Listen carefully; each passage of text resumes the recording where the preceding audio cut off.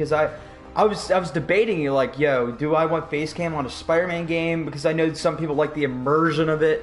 But then apparently face cam went on top, which is cool. I mean, we're going to be mostly talking because, again, I beat this game so many times. Well, anyways, guys, what is going on? Hello there. Welcome to Gump's Videos. This is my gameplay Thursdays where I just stream for a little bit. Don't guarantee on streams happening every Thursday. This is one of those things where, like, it's 50-50. Well, more 75-25. But I've been doing pretty good for the past couple weeks. This is the third week in a row we've streamed. So hopefully you guys are enjoying the content you see. Make sure you hit the thumbs up button.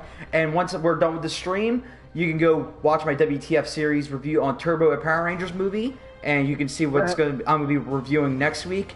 Because hot damn, talk about putting a brain in a microwave. We're gonna do Ultimate right here. So I'm starting. I beat this game enough times. I'm not doing New Game Plus. I want to get that new feel, fresh of the game. So that's what we're gonna be doing here today. I'm here with my friend Chris, by the way. He's gonna here just talk with me. What's going on, dude? Hey, man. Thanks for allowing me to hijack your stream. It's whatever. These are very chillax streams anyway. So it was mainly going to be me struggling, talking to myself. So you're here to keep me company too. Because I'll be like, look at me, I'm swinging through New York City. Right. Yeah. Whip.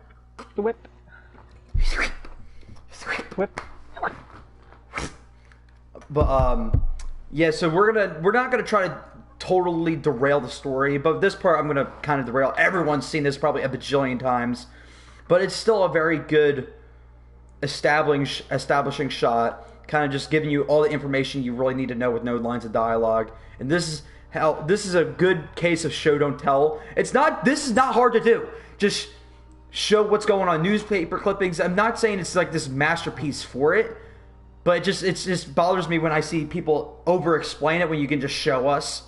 Like, okay, now from this, I could tell that he's an experienced Spider-Man. Not him saying, like, you've been Spider-Man for 15 years. Like, thank you. Thank you. Has he been Spider-Man for 15 years? No, 8 years. 8 years. Oh, okay. Yeah, if he was Spider-Man for 15 years, he'd be looking like the Spider-Man from Into the Spider-Verse, where he's depressed, overweight. Right. I love it when the main theme of Spider-Man is like how he keeps getting knocked down but keeps getting back up. That theme was put on its head with that Spider-Man, where he's like, every punch, I just keep getting up, and it's him crying in the shower. I just thought it was hilarious. That was a good little montage in a really good film. Yeah, like that's an animated movie I can get behind, because we were having a conversation about I don't get emotional with animated films. And I was trying. You were gracious enough to actually let me explain myself. Yeah. And I think you understand why more, but there's something special about Into the Spider-Verse with the way that I think that's the most like comic book looking comic book movie ever. Oh, and you can really only achieve that style in an animated format, but I think they just did a really good way. Yeah, and I saw a news report about how Spider-Man Into the Spider-Verse 2 is going to be more tech savvy, like more like it's going to make the first one look just okay. Not my words, his I think it was the animator's words, not mine. But yeah, they were saying like how they were going to really up the ante on the animation style, which is crazy because when I first saw the animation to that movie, I was very iffy on it, to say the least. And when I saw it in action, it made so much sense, and it really worked because you were just invested with the characters and invested with the story.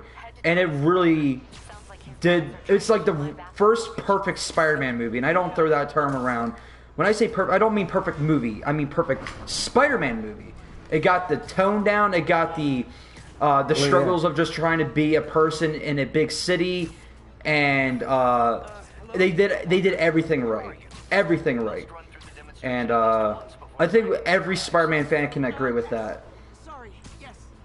Oh yeah, totally. I think it's the best Spider-Man movie ever made. Yeah, 100%. I agree. They nailed it. Conceptualized the conception of it. They nailed the characters, I think, really well. It was it lends I don't know, man. It's really hard to explain because live action is just such a different format. Like, you really can't pull off some of the things in Spider-Verse that you can in live action. So is it fair? Is it fair to say it's the best Spider-Man film? I don't know. It's the best animated. It's the best adapted. It's like, I guess that's the term. It's the best adapted. If you want to call it an animated movie a film, right? Yeah. Then it's the best. But if you separate the categories, then it's the best animated for sure. Then I would say Spider-Man 2 is one of the best comic book movies. Yeah. Again, I agree. Spider-Man wise. Yes, Spider-Man wise, because you can have your favorite genre, or favorite era, I should say, of Spider-Man, but they all had something wrong with it. Some more than others, Andrew Garfield, but yeah, Tobey Maguire did not act like Spider-Man, not to me at least. But he did a great Peter Parker, even though he looked like he was 50 years old in a high school setting. Yeah. And Tom Holland feels like a good Peter Parker and a good Spider-Man, in my opinion, but he doesn't have the overall relying theme, which is the constant struggle and stuff like that. Oh god, I don't have my health bar. I knew there was going to be something moving a face camming around, stuff like that. I'm going to have to move it to the top right. But no, everything has something wrong with those said Spider-Man movies. But I don't know, Into the Spider-Verse just feel like it just got everything right. Dude, I'm getting my ass beat. On a lot of levels. Like, it's gonna be hard to, you know, I hope they don't go overboard and lose what made Into the Spider-Verse so special, and I hope they just capitalize on that, and they don't go overboard with the next one and giving us too much shit. Yeah. I hope they stay true to the first one as much as possible and not go crazy, because, you know, like, sometimes if a film does good, they give more money to the budget, and then you get like this fucking supercharged version of the original sequel, right? That is just over the top with more special effects, more the guns, more the explosions, you know, right? Bigger the sets, you know, and because like if you liked it with 100 million, you're gonna love it with 350 million. Yeah, like. That's basically the formula when it comes to that shit, so... I don't know who's directing it, but if Phil Lord and Chris Miller are still directing it, they can turn almost any project doomed from the start and turn it to something special. Like, I'm pretty sure we have already had this discussion, but like, 21 Jump Street, if you loved it or hated it, you gotta admit that it's got a following now. Those two movies, a lot of people love them. Yeah, but like it was. They're okay. Yeah, but like no one knew it was gonna be remotely good because it's based off a TV show from like the '80s, if I'm not mistaken. Yeah, late '80s. Yeah, and they made it successful, and then they made a sequel. People were like, "Dude, what the hell are you gonna do now?" And they ended up doing something to where it was kind of unique. But still, like, it was like spoofing comedy sequels while still being its own movie, and I thought that was pretty cool. They turned the Lego movie successful. No one knew that was going to be remotely good, and it was good. But I think that they're in charge of Into the Spider-Verse 2. I think they know how to make a good story, especially when the odds are stacked against them.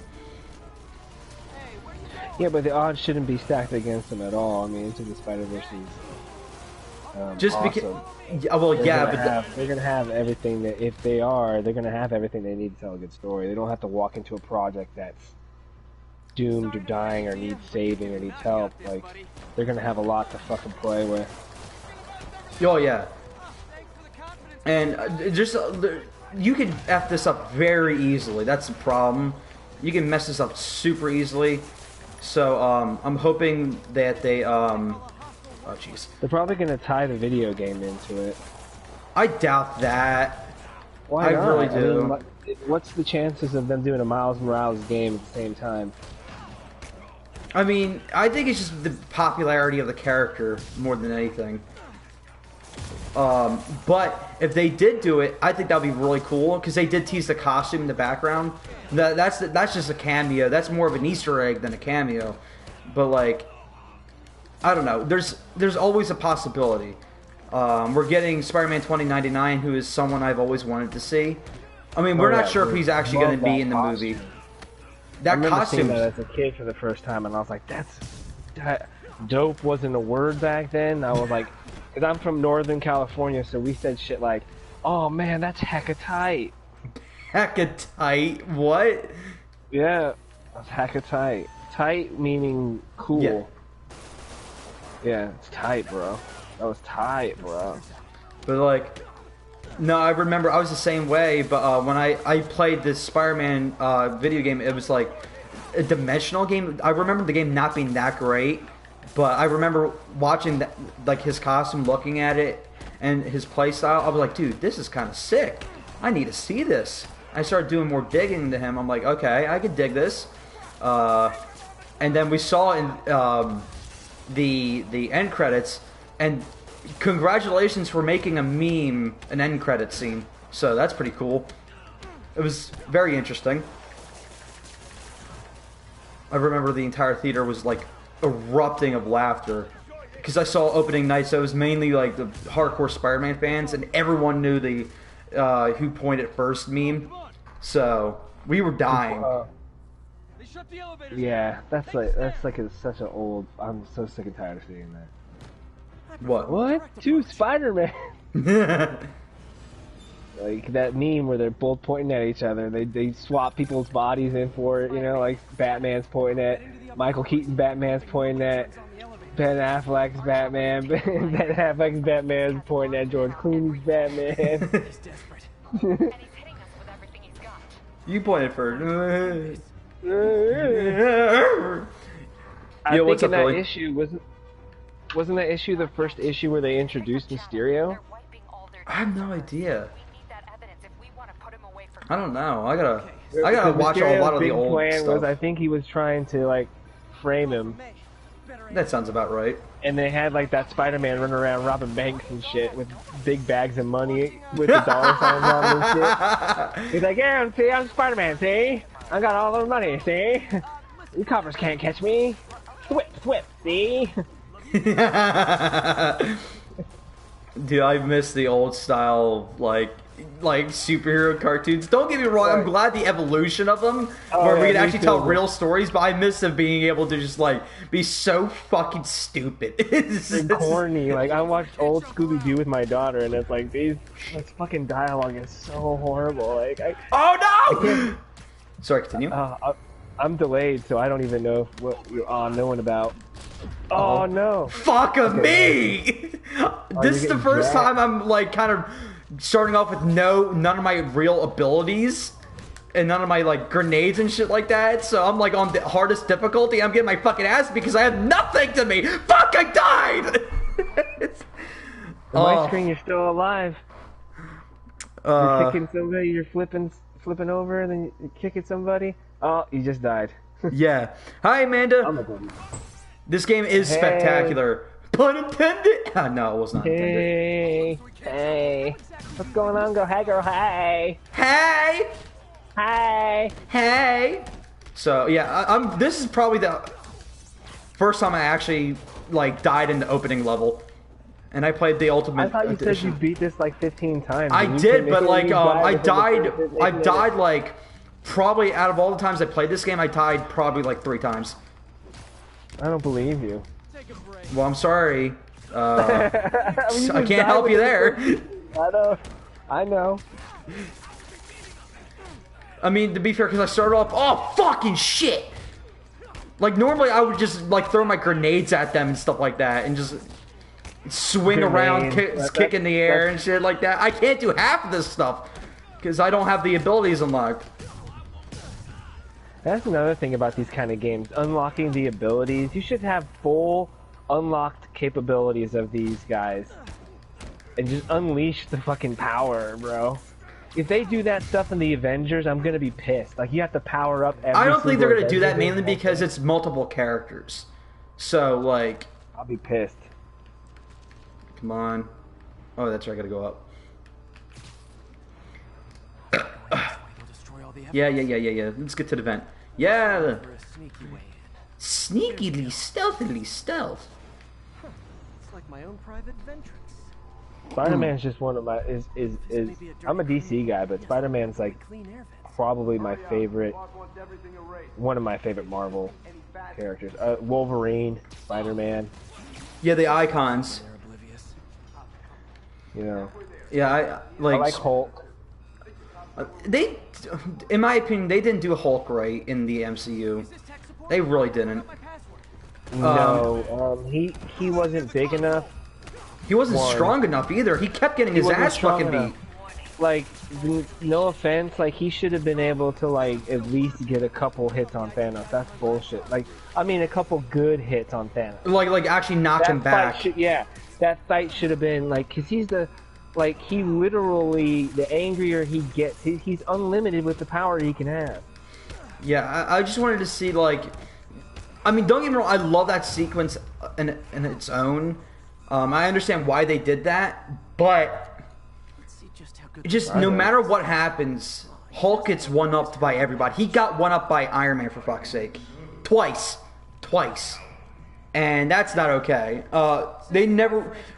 I think the MCU Hulk is easily the weakest Hulk incarnation we've ever gotten. Like, I'm talking about 70s TV show, Edward Norton... Lou Ferrigno probably could have kicked this Hulk's ass, bro. Dead ass, seriously. I played for beginner. Oh shit! Yeah, okay, I gotta look. Deadpool is up there as well. Yeah, whole triangle. Oh, okay. Look around you. Yeah, I never knew I could do that. Yoink. But yeah. So Chris, while you're here, you mind letting me know when when comments pop up and there's like questions and stuff like that, or just conversation? The chat. You open up the chat section on the YouTube video. Just so, because I'm on like a really hard difficulty and I actually got to pay attention so I don't constantly die on stream and look like an idiot. Uno momento por favor. Uno momento por favor. I did that and someone's like, that was insensitive. I'm like, I don't know how that's insensitive. It's just me joking. Right. I like the Ed Norton Hulk. I think it made him so weak just so they could make him Professor Hulk. I believe it. Deadpool is such a good game. I remember Deadpool. Oh, that Deadpool PS3 game, bro? That was fucking great. I remember I was pissing myself laughing. That was a great game, dude. We need more Deadpool games. We need more Deadpool. VV. Oh. Just imagine a Deadpool game with Ryan Reynolds. Like, come on. Voicing it? Yeah. Yeah, like I know Hugh Jackman is like I 100% agree. Hugh Jackman should be done as Wolverine in the live action because like the guy's 50 years old. Let him stop with the ab workouts. Either get like Hugh Jackman to voice Wolverine in the next Deadpool game, or just get that guy that plays him in the cartoons. The guy that's been playing him for God knows how long. Yeah, they don't seem to get his voice right for me. They never really do. It's like the one that I always associated with Wolverine was the one from the Ultimate Alliance game. Are you at all excited down the road, man, to get like a more comic book accurate Wolverine? I know, like, I'm not hating on Hugh. I love his Wolverine. Loved it. Cried at Logan. But let's face it, we all know that Wolverine is not that tall. You know what I mean? He's, you know, a little bit more with the suit-ish kind of things, but like I'm kind of curious to see what they come up with. Yeah, I don't want to see Wolverine for real, like really see Wolverine for another couple years, to be honest. And when we do get him again, yes, you do have to like really step aside from what Hugh Jackman did. And I'm not saying for comic book accuracy, because honestly, height doesn't really make or break a character unless he's like Mr. Mxyzptlk or like Dr. Psycho. But like Hugh Jack, I mean, yeah, it would be interesting to see like a 4'10" fucking Wolverine, even though he's He probably wasn't like 4'10", dude. he's like 5'4". He's 6 or something like that. Yeah, he's like that. Yeah, he's a couple inches shorter than me, which is saying something. You got some comments. Amanda G. I've never heard of her before. Never. Right in the Black Order Marvel Alliance Nintendo Switch and Deadpool was on a whole scene with tacos. I thought he liked chimichangas. Yeah, it's chimichangas. To destroy his Taco Tuesday. I thought it was chimichangas. It's chimichangas. Am I wrong? Yeah, I didn't want to play that because my ultimate alliance is something with actual like actually decent graphics. Right. Like when you look at the Ultimate Alliance from the PlayStation 2 era and PlayStation 3, they were pretty visually stunning for the time. They had a style, but they were visually good. And then you get Ultimate Alliance 3 that's like Nintendo Switch only, and then like it's like straight up cartoon graphics, and it doesn't even look like it's connected to the original too. I'm like, I don't care. I'm not interested. And people are like, you're just hating on it because it's a Nintendo Switch exclusive. I'm like, yeah, goddamn right I am. And I'm not just hating on that. Exclusive shit. That's bullshit. That's all money. Billy J Gaming says a short Wolverine would be an accurate one. Smiley face, crying emoji. Fuck. I would have to agree. Okay, this is just in. Billy J Gaming just said, if you're getting the new Avengers, that would make for some funny videos! Exclamation point! Exclamation point! Crying emoji! Laughing face. Yeah, I was talking about playing with a couple of people. I got to figure out. It's an expensive game though. Like I know they're gonna be. It better not be one of those fucking EA games where it's just like, yeah, to get this character, you need this exclusive pass for $37 a month, and I'm like, nah, fuck out of here with that noise. But I hear you. I hate that shit, man. But what I'm curious is to hear what you think. What would you think about Spider-Man PS4 being connected to the Avengers game? Because there was talks about that being a possibility. Wait, Spider-Man? Possibility of Spider-Man? This Spider-Man game we're playing right now being connected to the Avengers game.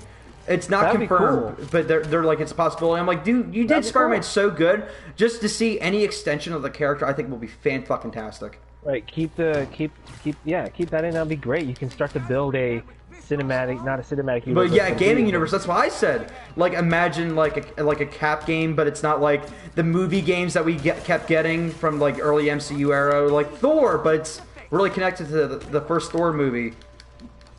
Like, right. You just actually get good gaming. Billy J Gaming says, I think they did say that they're gonna add some characters for free, and I'd like to have a crossover. Yeah, I know they're getting weird characters. We're getting an actual character from New Jersey, which is good, because I'm tired of like my only superhero from this state being what's his face, Toxic Avenger. No, Ms. Marvel. Hey, Yuri. Not Captain Marvel, Ms. Marvel. She's an Inhuman. I don't know much about her. I'm not gonna pretend like I do, but I know she's Inhuman, and she's got like stretchy abilities. Dude, nobody gives a shit about the Inhumans. No one does. No one does at all. They got some cool heroes though, like Black Bolt, I think's his face. Black Bolt, cool. Dude, he has the ability to shatter planets just by screaming. Yeah, imagine I had that ability. He can't use his power, or he'll kill everybody around him. Writing your memoirs? I mean, yeah, he can. He's just got a whisper. He's like, do you know what and then he fucking shatters their eardrums. Hulk? Yeah, on Planet Hulk or World War Hulk. Oh, World War. That's why. Okay, that's something different. Yeah, he comes back and he uses his power, and the Hulk just shakes it off. Because he's so pissed off. Like, his power level is through the roof. Yeah. If you haven't watched Planet... Planet Hulk, dude, that's a great animated movie. You gotta read it. You gotta read Planet Hulk, and you gotta read World War Hulk, and you also gotta read Ragnarok. Those are three comic series you gotta read, man. Yeah, there's they did Hulk dirty, bro. They really did. Like, They just that's why couldn't every time control people are him like, dude, anymore, Hulk's so they amazing. tricked I'm him like, don't right. get me wrong, he's fucking hilarious in Ragnarok. But on a power scale wise, he's a pussy. He's a pussy. Like, I wanted to But in see the him get his comics, comeuppance in Endgame. They couldn't even do that shit right. In the comics, the Illuminati said that they couldn't control Bruce Banner. They couldn't control the Hulk. So they tricked him into a rocket, launched him onto another planet, Sakaar, where he becomes, you know, a gladiator, fights for his freedom, liberates the planet, becomes the ruler of that planet, and then becomes peaceful, and gets a wife and has kids, and one of his generals, who loved the Hulk in that his brutality and all that, saw he was being soft. So the rocket that they sent him in from Earth, he rigged it to explode, but Hulk didn't know that. Hulk thought that they sabotaged it on purpose, but that explosion killed his family. So he blamed Stark and the rest of the Illuminati for killing his family, so he came back to planet Earth for revenge. It's fucking cool. And he takes out all the Marvel heroes, man. It's badass. Yeah, dude, because he finally had something that he never thought he could have, and they took it away from him. Exactly. Whoa. Billy J Gaming says the comic extensions for the game is awesome as well, where they'll go into the Spider-Verse. What? He said the comic extensions for the game is awesome, as well. Because they could go into they the go Spider-Verse. into- What is with this camera, bro? I have no idea, but I gotta put my glasses on so I can't fucking read. I think they were gonna add Squirrel Girl and a bunch of other ones that don't usually get picked for games. I mean, that's cool and all, but like, don't go fucking weird just to be weird. Like, pick characters that can actually have a good story. Yeah, I agree. Like, oh, what is weirdo? Everyone wants the new weird fucking thing. Yeah, just pick. Oh, Jesus fucking hell! It's like that truck that killed that fucking kid in Wicker Man with Nick Cage. Uh-oh. The bees! Oh no! Oh, The bees! The bees! That movie was terrible, It dude. was so bad, bro. Like, it was hard to even laugh because it was so bad, dude. I'm like, I was kind of getting pissed off. I'm like, you're a fucking detective. And there's these clear signs that they're fucking getting ready to backstab you, and you can't even fucking comprehend. I just died. Wow. So the movie in the 70s was way better. Yeah, Amanda says trying to destroy Kingpin was so hard. Just JFC, what the fuck does that mean? Yeah, I just don't have all my extended health. I don't have all my extended abilities. I just died there? Wow. I should have stuck to New Game Plus to make me look like a goddamn god. Yep, always make yourself look like a god if you have the opportunity.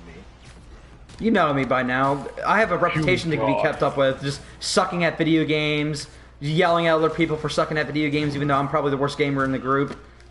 That kind of thing. No, you're definitely better than me, and you know that. Oh, well, in GTA, yeah. That's just depressing No, what I it's did not to you. fucking funny though. Like I hate when you do that. It like aggravates the shit out of me. What, me constantly kill you? Yeah. I'm sorry. The only way I could get an advantage on you yesterday is if we both went to the same weapon. Even though I have better weapons than you, I still had to go down to a pistol with you, or I wasn't gonna have a chance. Yeah, it was funny. The second you went to the pistol, that's when I started having problems. Because it was like mostly a two-shot, you're dead kind of thing. Oh yeah. And, yeah, so like if I hit you once, but you get a headshot on me, like that helped me out. But it was like the other way around too. Like you had that little advantage too. So if you hit me once, if you die, now you got that advantage over me. Right. trying to avoid this fucking guy. You eat snacks in the meantime, but Amanda says, at least you're honest, Gumps. Smiley face crying emoji. Yes, I am total dog shit at these video games. like, the only reason why Chris is like, you kicked my ass and that, like, I have so much experience in that game. Like, I remember when I first got GTA Online, I was in a, so cringy, but like a group where they're like, okay, we're gonna roleplay as military. I'm like, oh, they're gonna tell me how to not suck at this game. Yeah, they, dude, I was like 16. Roleplay as military. And you know what happened? They took it way too seriously. That's why I ended up cringy. quitting, because I'm like, dude, this is just a video game. And they're like, you gotta do this now. You gotta run your laps. I'm like, what the fuck? Yeah, shame on me. My punishment is gonna be tap X for 10 minutes straight. Fuck you, dude. I'm leaving. All right. Where the hell did this guy go? Oh, there he is. The fat guy in the center. I get some people like that deep ass role playing shit, but like, seriously, don't. I hope you were like a kid. Yeah, I was. I mean, I'm still a kid like, now, but like, I was 16. You're not a kid, but Kinda. yeah. No. I mean, I'm over 21, so I'm like out of that kid phase, but I'm still kinda. Once you hit 25, then you'll realize, oh shit. Yeah, that's when everything's gonna start sinking in. Yeah, pretty much. Come on, web shooters! This is fucking pathetic, dude. I missed all my goddamn upgrades. I missed them already.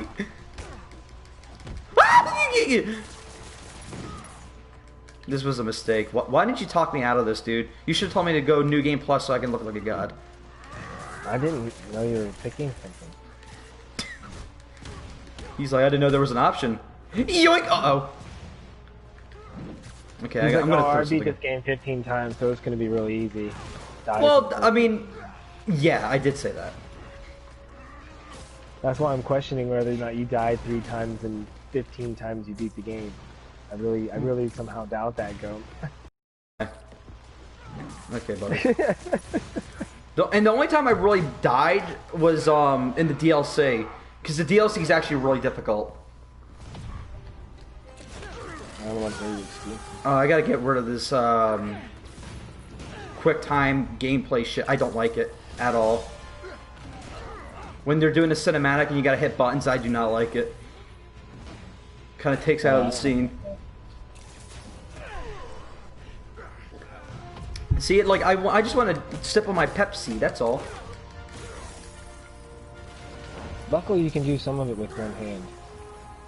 Some of it, not so much this game, because like you gotta hit L2 R2. Right, you hit this. Yeah, thwip. You hit the whip. No, but yeah, I started off with the one above Friendly Neighborhood. So that, like, basically, like, I'm just here to see the story. I was one above that, and every time I beat it, I went up and up and up and up. So I literally had all the max stats. Almost, I'm pretty sure I have all the costumes, but like 2 of them. You know, I think you've got more items in there than I do. And so, like, I had pretty much max health. Every time I leveled up a little bit, you get like 0.01% health increase. So, like, I was at the point where there's just like there's no point to level up anymore. But, so I was literally a walking tank. Where he hit me twice here, I would die. He would have to hit me 5 times on New Game Plus, even on Ultimate. So that's why I would like never fucking die, because I had so much health. Wow, I just leveled up. I haven't seen that in a minute. Health increase. There we go. Skill tree. And the thing's in the way. Oh, that's great. You have leveled up a skill. Wow. Oh, it's web throw. Oh, see, this is one of the things I was missing. Web throw. I was trying to do that a handful of times. And I do not have it anymore. That's unfortunate. Okay. Now I gotta sit here and wait for the next cinematic. There we go. So, Chris. Yeah. Who wins in a fight, Batman or Spider-Man? No prep time. That's key. No prep time. Need to run an equipment check. I'm almost there. Batman has more experience, I think. Guess I'll just do it myself. No, don't. It's not safe. Okay. So yeah, I would say Batman beats Spider-Man. But would you say it's a close fight, or do you say it's a one-sided Oh yeah, fight? it's definitely not going to be an easy fight for Batman to win, but I think at the end he'll win. Yeah, I say Spider-Man, but this is one of those fights that literally it's so 50-50. At this point, any writer could say this or that and have a good argument. Like, honestly, like it's at that point. My thing is just, I say Spider-Man remotely just because of his spider sense. It's just really powerful, and it gives him that constant edge. That's how Spider-Man is in a top tier list, because other than his spider sense, his abilities aren't that, insane. What made him be able to one-up everybody else is just that spider sense. So I think that would give him that edge he needs over Batman. But you're right, Batman he's still would going to try get to his ass find a kicked, way. though. Batman would try to find a way to get past that spider sense. He may not know what the hell he's doing, but he'll be like, okay, this guy's doing something, I need to try this. So I think you're right. It might be really one-sided until Batman figures out that okay, this person can sense my next move. I need to be You got to mix it up. unpredictable. I gotta find a way to trap him or something. Yeah, and I think he would use something against Peter. He would use the webbing against him. Batman would try to find his strength and then use it against him. yeah. And it'd in be this a kind of close one. conversation, we're also talking about, I already know you this, but anybody who is going to be watching this later and starts fucking reading in the comments, we're talking about two experienced characters. So we're not talking about Spider-Man in high school. We're talking about a Spider-Man like this, who knows his gadgets and how they work. He's independent. He can think. He's really smart and all that shit. And this Batman has beaten Deathstroke and all this other shit. So they're very, they're much in their prime. We'll say that. They're in their prime, and they can kick ass. I just think that in general, that's a dope-ass fight that I would love to see. I want to see an expensive fan film on that. Just I can remember see that. something Spider-Man whipping him in the chest with his shit, and then Batman flips a switch that sends an electrical charge from his suit through the webbing and shocks Spider-Man, sends him back flying and shit like that. Yeah.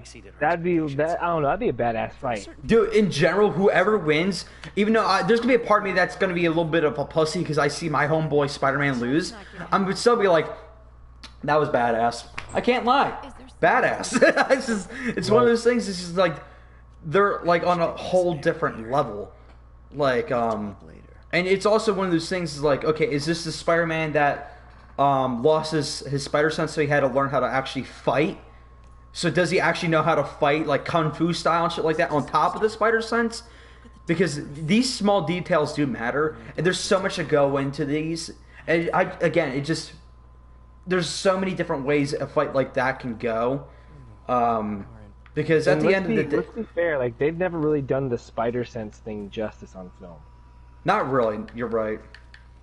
I could see maybe the best time they did it really was Into the Spider-Verse, when it the tingle, you know, when Spider-Man realizes that Miles is just like him, he can sense it, and he could also sense when the lizard, whatever the hell, I forget whatever it was, but he was gonna come and hit him, and he's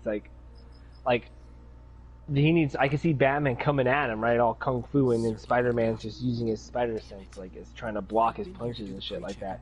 I'd love to see a little bit more with that. Yeah. A live action Spider-Man, than just the hairs are standing up on my arm.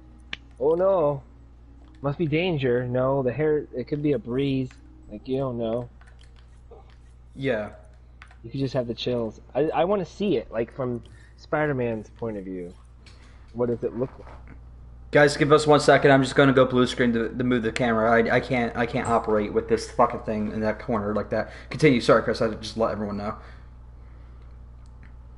You were talking about the gear and the spider sense and shit like that.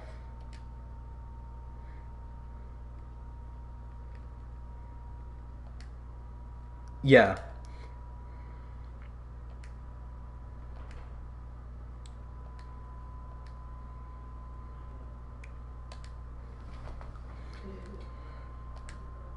in those movies. He's just running around flipping and shit.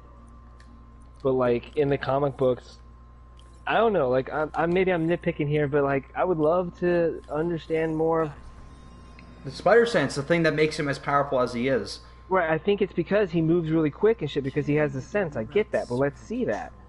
It's just like Tom Holland knows how to fight for no reason, and they don't want to explain it to you. It's like we're supposed to just accept it and don't question our fucking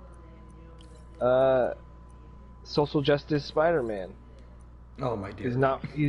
Well, I just don't think that he's like the generation of Spider-Man that I grew up with. That's for sure.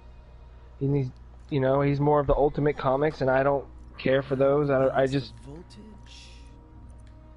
don't like it. I just don't like the Spider-Man. I'm not impressed with it. That's fair. Yeah, we definitely talked about this. Yeah, I don't like the movie formats either. It's just fucking stupid to me. What the hell? Oh yeah, I need one more. Finished. Yay!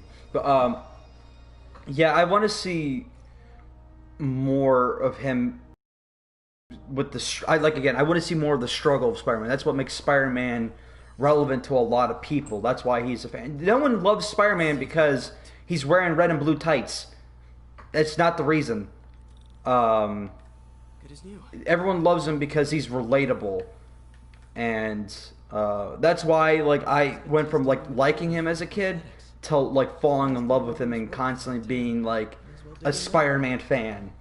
Every time there was a Spider-Man in like a cartoon, I'm like, I gotta watch it. I just don't relate to a child superhero. I mean, to be fair, you're like 60, so I mean, I understand. And fuck off, but I could relate to a teenage Peter Parker to a point. When the Sam Raimi movies came out, I was 19. So I was the same age, basically, as that Peter Parker. Because in the first movie, he graduates high school. And I just graduated high school. So, like, that really resonated with me. Not that, like, I was Tobey Maguire, but not... I'm just saying, like, I could relate to a young... Like, that generation was different 20 years ago. So,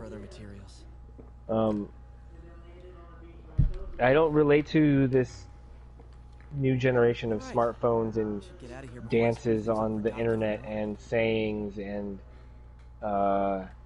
skinny jeans and oh, yeah, that was definitely a reference to Andrew Garfield. Everyone's got witty personalities and that's the thing with the MCU and Spider-Man. Kind of like he's kind of drowned out by a lot of other witty characters. I don't like. I like the Peter Parker in the video game is a better Peter Parker. Spider-Man, it's Yuri. Yeah, Peter's not supposed to be super witty. Like he's supposed to be shy and stuff like that. And when he puts on the mask is when he's witty. And he's not witty because he's just like super comedic. He's witty because he's he's afraid. Either. Right. He's conquering his fears, but he doesn't have that much, oh my god, I can't do this without Tony Stark, I don't want to be Spider-Man, I don't want to be Spider-Man. Like, we had 2 movies with him, and he's like, I don't want to be Spider-Man anymore, but all you wanted to do is be an Avenger so bad and help. It's like you're a hyperactive fucking, what is it called, schizophrenic, where like 1 minute you're up, 1 minute you're down, like pick a zone, bro. Either gonna be a hero, or you're not gonna be a hero. And Spider-Man is always gonna be a hero, always gonna do the right thing. He's gonna doubt himself very few times, but he's gonna get over it real quick. And Tom Holland Spider-Man spent an entire movie talking about Mr. Stark. Mr. Stark, Mr. Stark, I don't know, blah blah blah. I don't know. Spider-Man's gonna save you? Okay. Hopefully they in Spider-Man 3. Hopefully in Spider-Man 3 they get rid of that. Like it's just now him being independent because he's going to court. He's going to Daddy Law. He's going to see Uncle Sam. So hopefully that like matures him really quick. Now that you quit smoking. Well, he's got it. Well, the movie's gonna be him trying to fucking clear his name. Yeah. And then there's gonna be moments where he's like, I don't even know if I should even be doing this. Oh my god. Like, it's so tough being me, Peter Parker. No ball this year anyway. And I'm not for it, bro. I want to see him. I just feel like I can already tell what kind of emotional cues the movie's gonna have. And I'm not interested in things that I can predict or see myself. I want to see something that someone who's more talented than me can pull out of their ass. But it really irritates me when, like, I'm telling you right now, he's going to be clearing his name up. He's going to be doubting, you know, it's going to start with him trying to clear his name up. Then he's going to be like, well, should I even be trying to do this? And someone's going to have to encourage him again to be the Spider-Man. And I'm telling you, I'm not for that. Fuck that noise. Yeah, if they do that, I'm not going to be happy. What I'm hoping is it's not just him not worrying about should I be Spider-Man or should I not be Spider-Man. It's him worrying about this whole situation, giving him a choice. You know what I mean? Like, because he will go to jail. Where's the great power comes great responsibility moment where Peter goes, no, I am Spider-Man. This is who I am. Like, I'm not making choices. Like, that's your destiny now. You're supposed to help people. Like, stop complaining. Yeah, I hope they do that. This third one's going to tell me if I love this quote-unquote trilogy or not. It's going to really tell me that or not. If they start doing that shit with Batman, I'm going to be pissed. Because there's no way Batman would ever fucking feel sorry for himself. I mean, his whole character is about him feeling guilty about his parents, stuff like that. But other than that, he doesn't say. He wouldn't go, Alfred, I was trying to save people, and then people were like, boo. Yeah, like everything's a CW now. Batman anymore. Like, no, Batman's gonna go out there and beat the shit out of you, and send you into the jail, and he's not gonna he doesn't give a shit if people like him or not. That's what I love about Batman. He don't fucking care. He's gonna do what's right, even if you don't like it. And he's not gonna. You can't buy him off. You can't provoke him. You can't waver his justice-seeking behavior, man. I love it.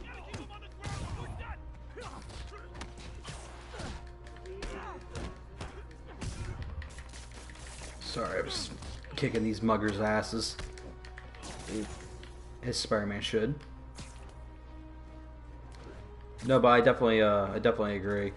I don't know. The fact that wait, there's someone still left.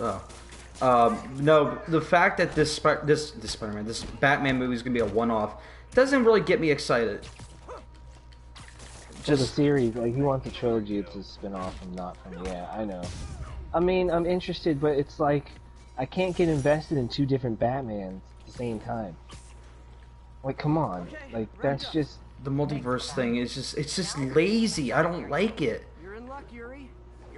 It's cool when like it's just like throughout the years like we just got like these different Batmen, and then there's like the multiverse and we get to see them all on screen or whatever. Yeah, that's fine, but I don't want to see them at the same fucking time.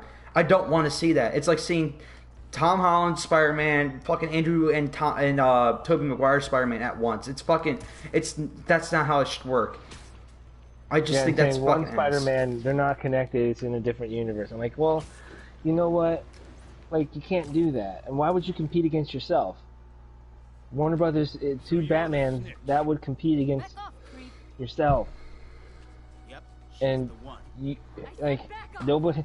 Like, I don't know how you're gonna split the money. Like, seriously, I don't know. I mean, I know what you, but you know what I mean. Like, they're going like two separate Batman films. You're not competing with anybody else except for yourself because no one else competes with a superhero movie. Let's just be fucking real, unless another superhero. It just doesn't make sense. Unless they're trying to do something about Look, it makes sense if they're gonna erase the continuity and bring this new Batman into a new DC universe after he's been established with Matt Reeves. I guess I could kind of see that. Then they can reboot everybody. Yeah, but they're not going to reboot everybody because people like Momoa's Aquaman. People like Gal Gadot as Wonder Woman, even though she can't act for shit. Well, then you need to get Ben Affleck back then. Yeah, they're just gonna pick and choose, and they're gonna be like multiverse. That's why I don't like the multiverse. That's why I don't like time travel. Because the second you introduce it, once you get shitty writers involved, it's just gonna be fucking laziness after laziness after laziness.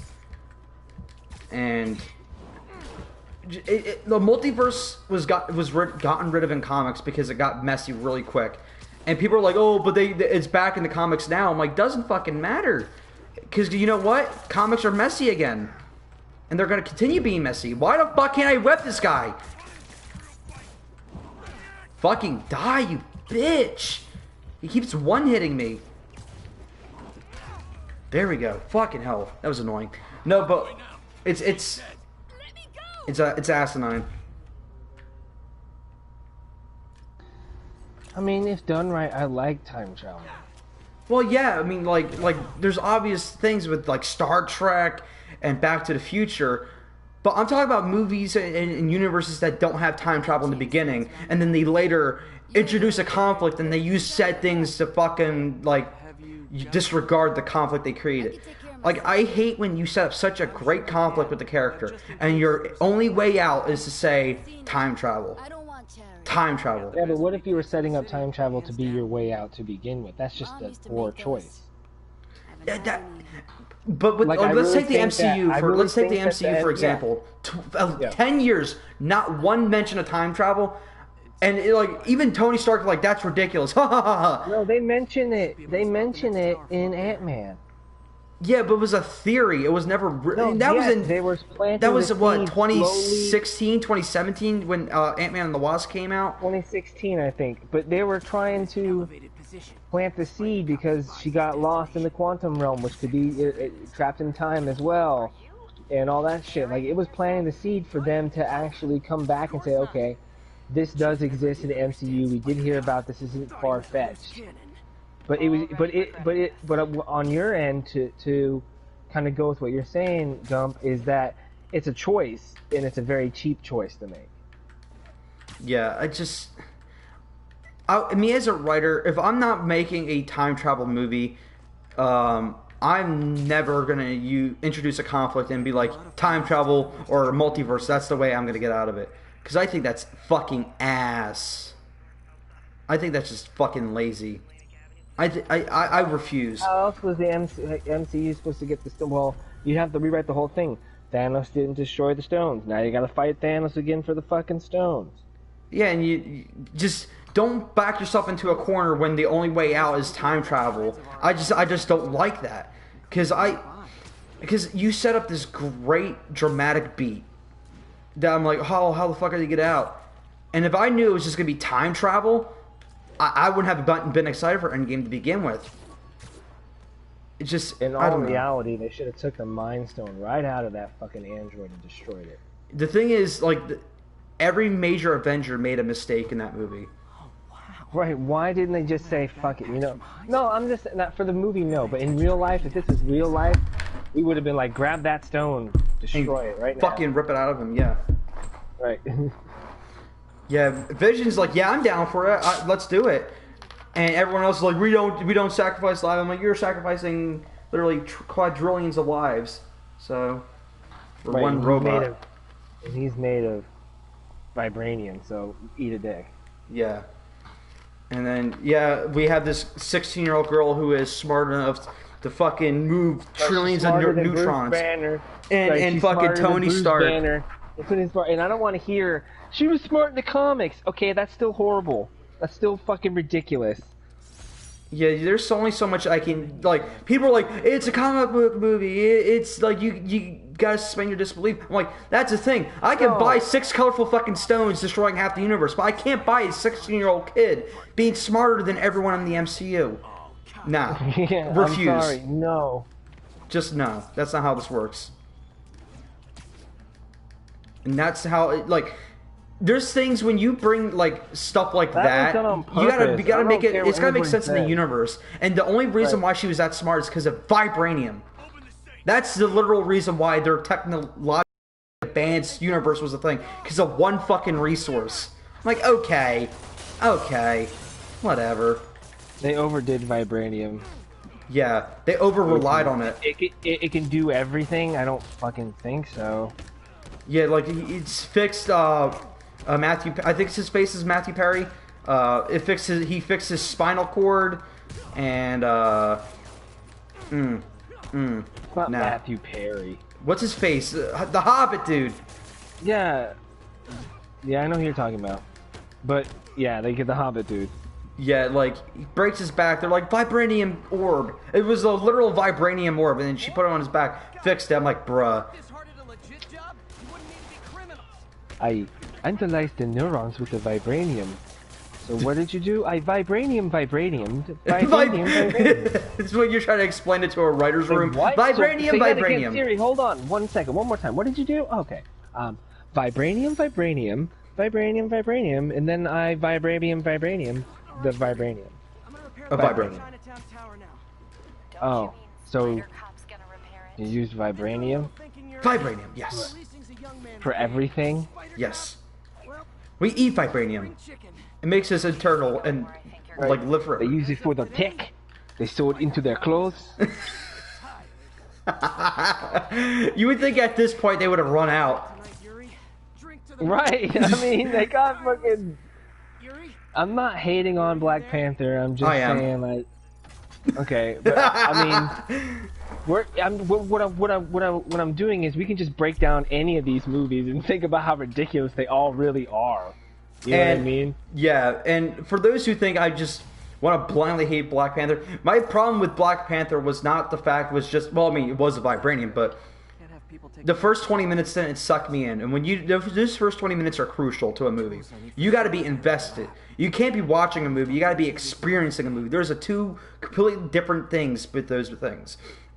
I was watching a movie because those 20 minutes didn't suck me in. Therefore, my critical brain was not turned off. Like, and I was just seeing everything unfold, and I was not thrilled with it. I'm not gonna lie. I was like, ah, crap. You didn't like it? He's jumping out, and he's like, favorite line of the MCU is, "What are those?" I know, but like that wasn't in the first 20 minutes. But I know. I don't know. We had moments.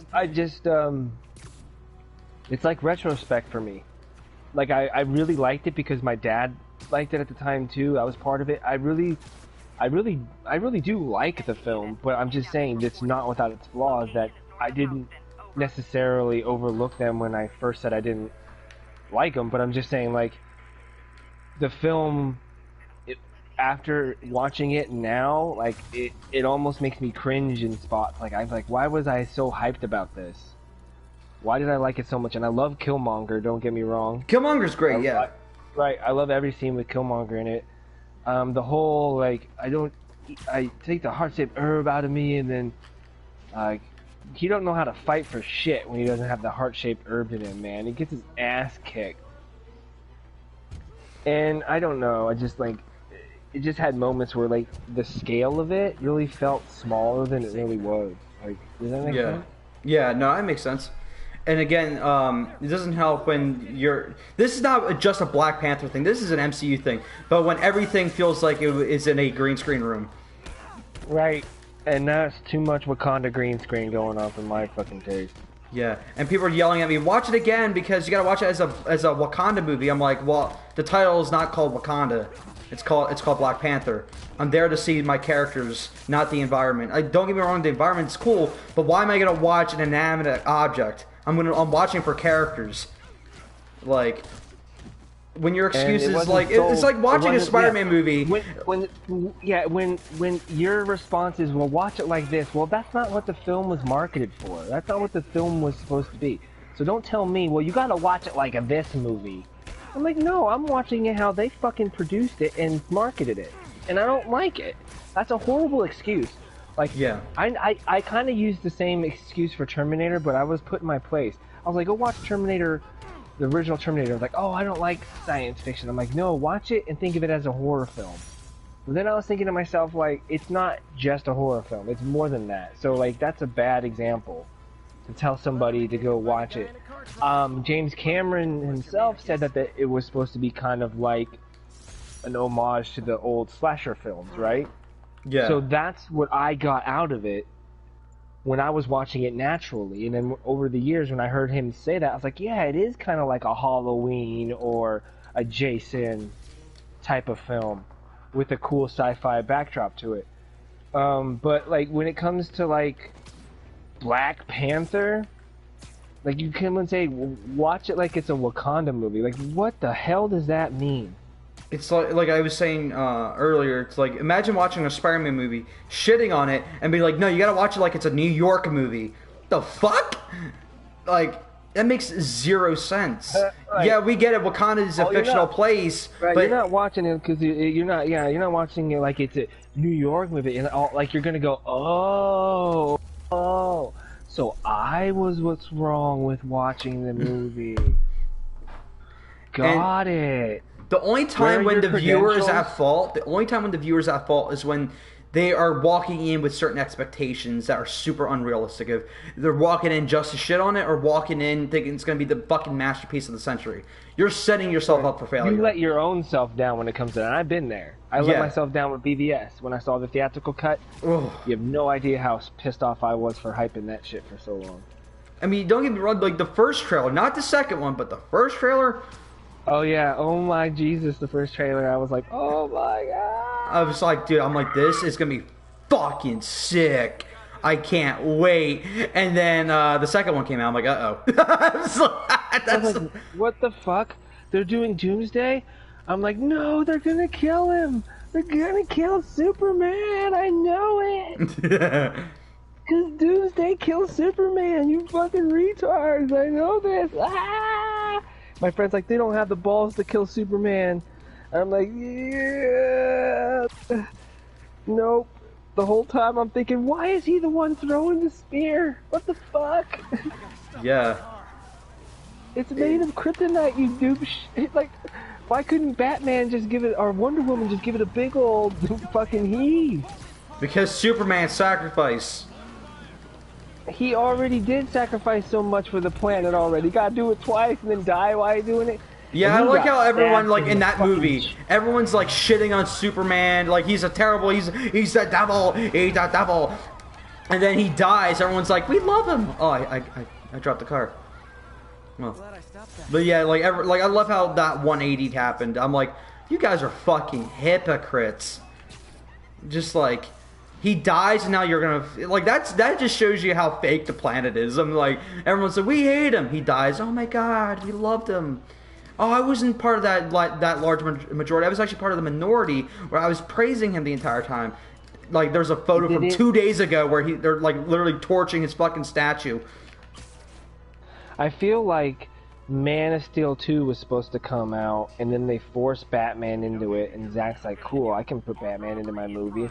But, like, I think they should have gave us more time for the planet to fall in love with the Superman and then killed him. It would have been way more impactful. Agreed. Because during the whole time, he was just about to get stabbed in the chest by Batman, and he's like, fuck humans at this point. Like, he's like, everyone just fucking wants to destroy me. Like, why do I even want to fucking do this? And then all of a sudden, he has a 180 and goes, it's my world too. You're my world, and he grabs the spear. I'm like, no, you were just about to say fuck these dudes. Couldn't you go over and like, hey Bruce, toss this? Like, he didn't have to die. It just felt really forced, and Zack's a better filmmaker than that. So like, I'm like, what the fuck, dude? Yeah. You really wanted to kill this guy, but you killed him too early. You didn't kill him where it was going to give us some impact. And then you know he's coming back because you teased it, but like, he didn't need to die then. Yeah, it was pretty awful. Like that's such an event. Like, right. Did you see the most recent adaptation of it? Of the Doomsday movie? Like, that was brutal. Yeah. It was literally just 60 minutes of the Justice League getting their ass kicked, and then Superman comes in. It's 30 minutes of him getting his ass beat. I'm like, god damn, this is fucking brutal. And I showed it to my friend. She's like, what the fuck did I just watch? It was, for her, it was hard to watch at times, just seeing someone get bloody and shit. I'm like, yeah. And that's why I wanted to see in BVS, but not because it's BVS, because they introduced Doomsday, and you got to do Doomsday right. And never once have I seen Doomsday done right in the live action screen. I mean, it's pretty bad when BVS's Doomsday was better than Smallville's. Yeah, there shouldn't even have been a Doomsday in Smallville. Or Brainiac, or any of those. They didn't even do Brainiac right. Like, I wanted to see the green guy, like green fucking hentai tentacles going on. He's like, a simulation, destroy the planet. No, he was just some fucking dweeb. Fuck out of here. Like, he beats him so easily a handful of times. He's a recurrent villain. I'm like, fuck this noise. Fuck him. They're just like, yeah, look, you guys love Brainiac. I'm like, no. In Smallville, did Brainiac steal Kandor? I don't even think there was Kandor. No, there was. No, he didn't. He did not. He was, quote-unquote, responsible for the destruction of Krypton, but it wasn't really him. Really? Like, I don't know. Kryptonians made him, and then, things happened. I don't really remember. I just remember not being fucking thrilled. I was just like, this is Brainiac? I remember looking up season villains when I was on season 1. I'm like, okay, I know we're going to get some big villains. I know we are. So I wanted to see who we got. And I saw Brainiac for season 5. I'm like, dude, what? What? That's going to be so cool. I didn't even recognize him. They're like, this. I'm this. I'm like, wait, that's Brainiac? I'm like, okay, maybe they'll build up to him turning green and him being like at least slightly accurate looking. Nope. He didn't even do anything Brainiac. Oh my god, Brainiac is a big Superman villain. He's so powerful, and yeah, he beats him when he's not even wearing the cape. Flying, like the entire show, he doesn't fly except for the last 10 minutes of the movie or 10 minutes of the show. Yes. Yeah. If you don't have the ability to do the Superman show with him like flying and doing Superman shit, what is the fucking point? Because even in the 50s they had him flying like shit. You couldn't even make, you didn't have the budget to make him fly? Well, they have the budget. They just don't want, according to the writers, because I looked up a lot of shit for this, and their excuse was the second he flies and the second he wears the cape, things become too easy. I'm like, you know what makes Superman interesting? At least the way I've been looking at it recently is the weight of the shoulder, the weight of the world on his shoulders, and just him trying to live up to everyone's expectations. And they tease that in the show a handful of times, but I'm like, dude, no one fucking knows who the hell you are. There's no weight to you. Fuck out of here. Being Superman is a hard job because you got to be perfect in every sense of the word, and that can be stressful as shit. So explore that. It becomes too easy. Fuck out of here. Fuck out of here. That pissed me off. Too easy? That's what they said. The second he puts on the cape, things get too easy. What do you mean? I don't know. That's what they said. What the fuck does that mean? I'm a writer. You explain that shit to me, somebody. Of course.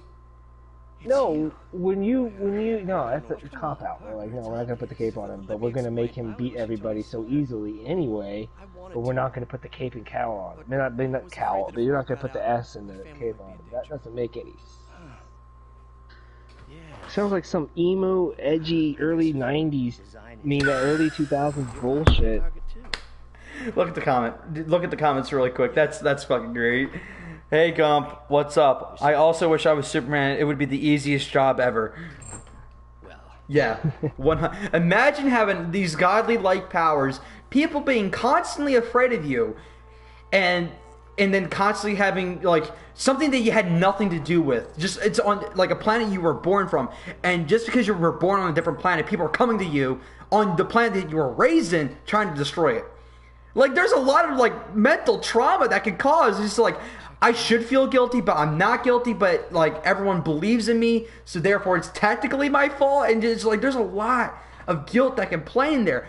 It's like he could be an emotional wreck, and that's why I love Man of Steel because I'm like that's what would happen if legit Superman was in this world.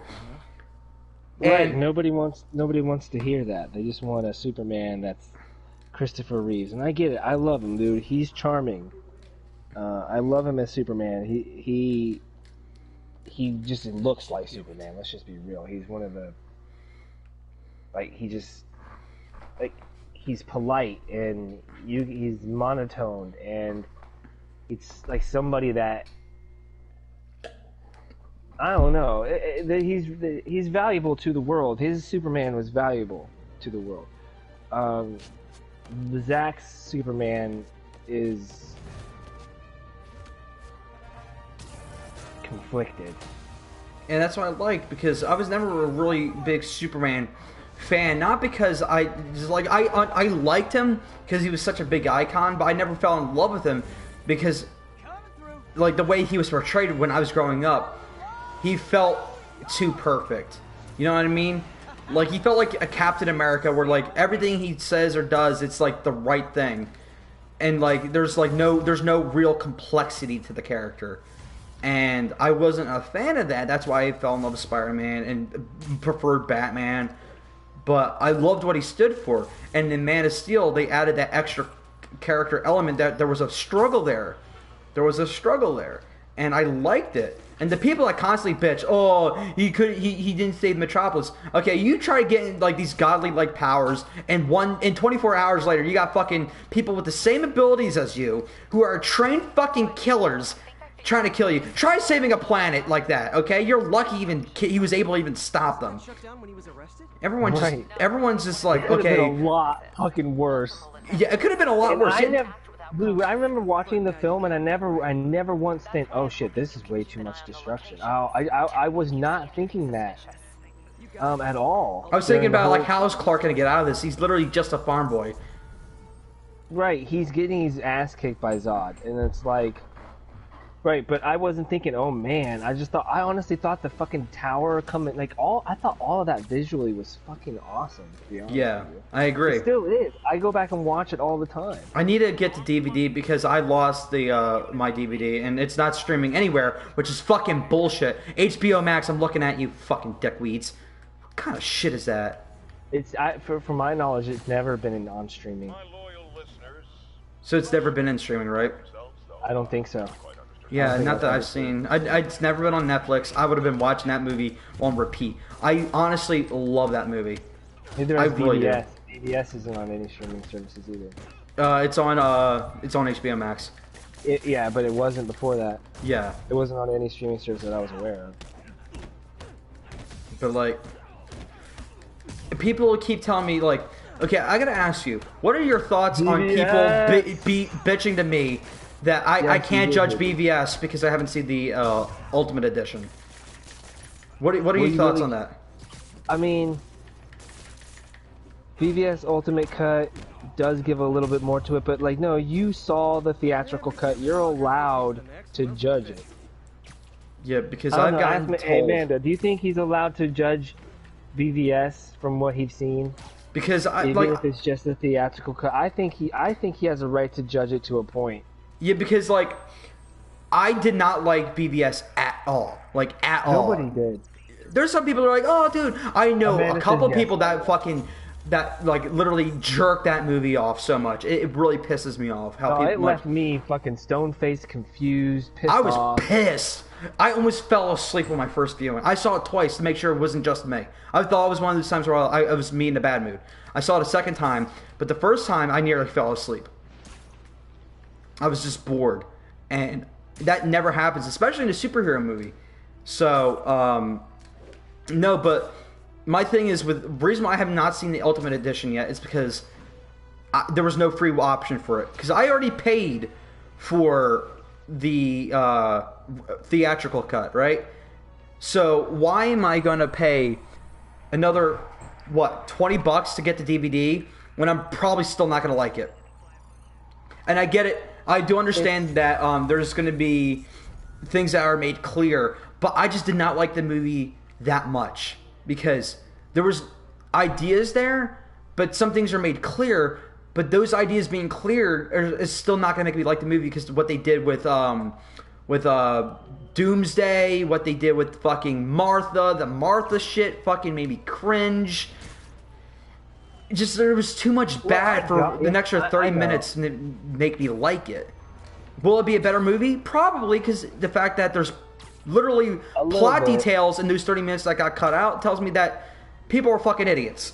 And the people that made that movie, just dumbasses. Like, hold on one second. Let me look at the comments here. But also, the editing is completely different in the cut. Yes, it does change the pace of the editing of the film. It's a little bit better to digest. It's not so jarring. It does change it. She's right. And Amanda said she waited because they announced that they were gonna release the ultimate cut. So I don't. If I'm right, Amanda, are you saying that you did not watch the theatrical cut?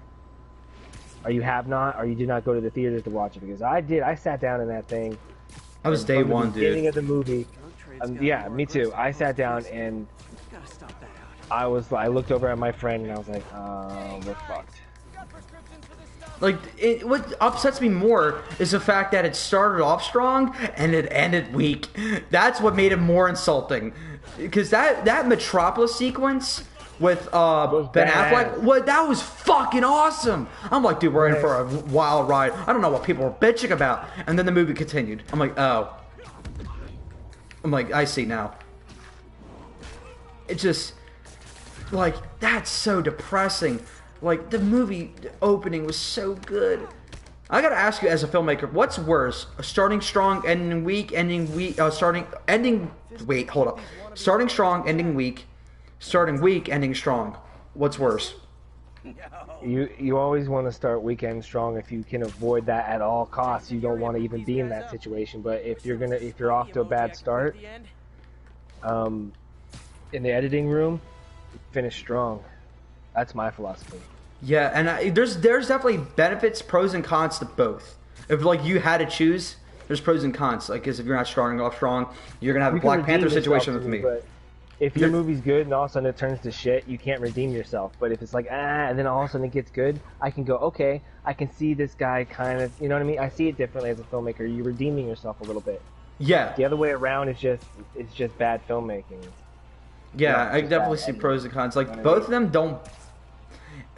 I don't know. I couldn't really choose one because Black Panther, the reason why I don't like that movie is because the first 20 minutes did not suck me in.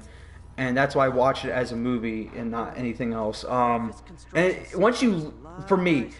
I'm out the first 20 minutes, it's next to impossible to get me back in. You just can't. But then you get the Endgame situation where I still don't really like Endgame. The first 2.5 hours were just fan service left and right. But those last 30 minutes was fucking insanity. And I loved it. So I walked out a little bit happier, but still not having the greatest experience. It's bittersweet for me. Yeah. And I think a part of me doesn't like the film because it's over for me as far as the MCU and I am concerned. So I'm not going to, praise the thing that, ended everything for me because I'm a journeys guy. We talked about this before. I love the journey. The ending, yeah, not so much. Wow, this looks like it could work. Let's see. You could have tacked on the half hour any word to call it today. Honestly, yes, I agree. And I still to this day believe that Tony should have died in Infinity War. I think it would have made it more impactful. I 100% believe that, and I will continue to believe that. And I don't want to hear people being like, "Oh, but this, but that," like symmetry, symbolism. I don't want to hear that. Just tonal-wise, I wasn't expecting it in that one moment. I wasn't. So, I don't know. You didn't expect what? Tony getting stabbed like the way he did. It was just Infinity brutal. War? In Infinity War. So I thought there was a sense of panic there. But when I saw Endgame, I'm like, he's dead. He's dead. And they kept patting me on the head like, he's gonna die. Symbolism. And so I love symbolism as much as the next guy. It can be, when done right, it's great. But it's just, to me, it was too obvious. No, as soon as he went to see his dad and all that shit. Oh yeah. Trying to wrap this up in a nice little bow. Like, of course he's gonna die because he didn't die in the first one. And I'm sorry, you can say I'm lying all you want, but when he said there's one one time that they won, and when he said to Thanos, "I'll give you the stone if you spare his life," I was like, "You already told us who's gonna die in this whole fucking thing. Thank you for telling us." Yeah. And they didn't do it subtly. They really didn't. Like, pay attention. You should have known as soon as Doctor Strange did that. He didn't do it because he just had a change of heart. He did it because it was the one opportunity. Yeah. And obviously it has something to do with Tony staying alive. Yeah, for like a certain amount of time, right? Yeah, in Infinity War, when I'm speaking from my theater experience, I saw the Friday midnight screening. So this is like the hardcore guys that were ready to go and shit like that. And I had 8 of my friends. My bad. I had 8 of my friends and my brother. We were all there ready to watch this fucking movie. And then when that stabbing happened, I heard one big, and then you could hear a pin drop. That had the audience's attention. And I'm getting chills thinking about it. That was such a powerful scene. And it grabbed everyone's attention because we weren't really focused on like Tony dying. We didn't see it coming. And everyone was like, "Oh my god, he's dead here, he's dead here, he's dead here, he's dead here." And then once, Strange gave it up, he was like, "Yo, here's the stone, here's the stone." We all knew he's dead next movie. Yeah, it was obvious. It was obvious, and yes, I'm with you, man. It was impactful. I was like, "Oh shit, he stabbed Tony!" But I didn't feel I mean, everybody did feel the impact, but better than me around me. But I was like, "Okay, this is fucked up," but he's not dead. So I calmed myself down, because I felt myself in. Shit, I lost my train of thought because I was stabbing. Okay, I was. It didn't really hit me. Is like it should have, but I don't know, man. As far as I'm like the MCU, bro, it's like I'm glad it's over, at least for me. Yeah. It was a bomb theater experience. You're right. Oh yeah. All of it was the whole journey. Like I was against it in the beginning. I was like, this MCU stuff is silly and stupid. And I got into it late with the first Avengers, and I was like, this isn't that bad. And then I slowly started getting into what they were planning to do, and I started to really kind of like go with the flow and fall in love with the experience of this MCU adventure shit. Yeah. Like, Infinity War had a whole different tone to it, and that's why I loved it so much. Because at this point, I'm drained out from the MCU because everything feels the same. And the early MCU stuff, what made those movies successful as much as they were, is the fact they all had a unique style to them. Like, when you look at the Incredible Hulk, and then you look at Thor, like the first Thor movie, you could not tell they're from the same universe. Just because they had a unique style, and they had different directors, different writers, but one overhead guy calling the shots. But there was enough creative freedom there, it just made it feel a little unique.